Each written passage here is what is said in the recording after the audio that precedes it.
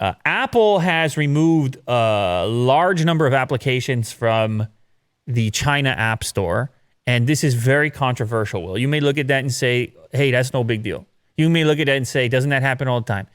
The reason it's controversial is because people, the sentiment around China right now in the U.S., it's actually never been lower. It's at a low point right now. Actually, we're going to talk about it in an upcoming story as well.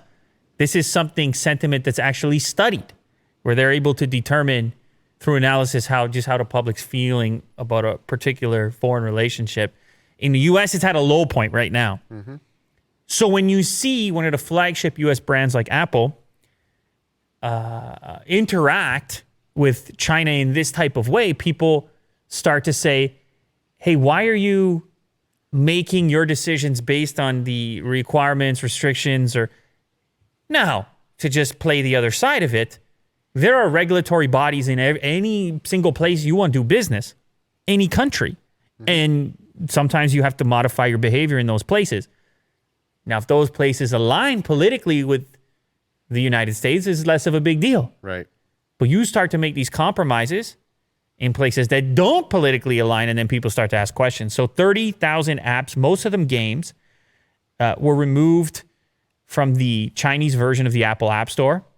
That's 90%. 2,500 additional apps that weren't games were removed from the China App Store the first week of July. And apparently, there was a restriction put in place that essentially required an official license from Chinese regulators in order for an app to do business in that region. And most of the restriction was around how the app treated payments. They wanted to follow a particular protocol. Do we know why? We're not sitting there in government. We don't have any fancy outfit on.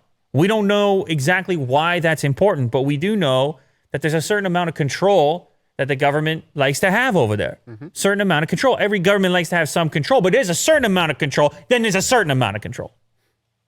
Yes. If you understand what I'm saying. So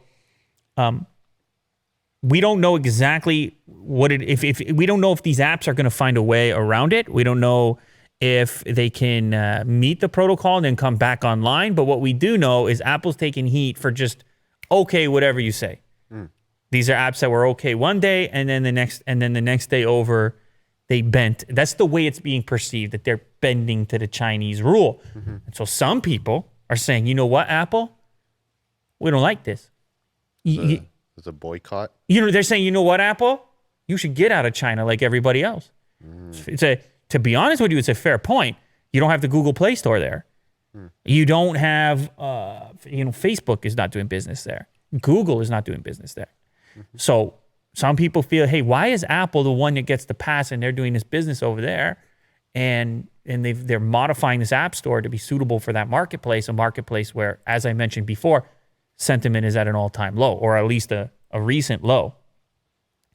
There's been increasing government pressure on Apple to comply with these regulations that have actually been in place since 2016. But I'm telling you, Will, even if you read the comments here on the Mac Rumors, you got lots of people China talk, saying stop doing business over there, or talking about the political situation over there. Mm. I'm not telling you where to land. I'm not telling you how to think. I'm just showing you what's out there in the world right now. And it's a tough spot for Apple to be in, because there's a few dollars there, Will. Mm-hmm. It's a few dollars on the line, and they've been doing well in China. Mm-hmm. We just reported, with the exception of Huawei, they're the only company that actually grew in the last quarter. So they don't want to give that up over, measly 30,000 apps? What are these apps? Random games anyways. Get rid of them.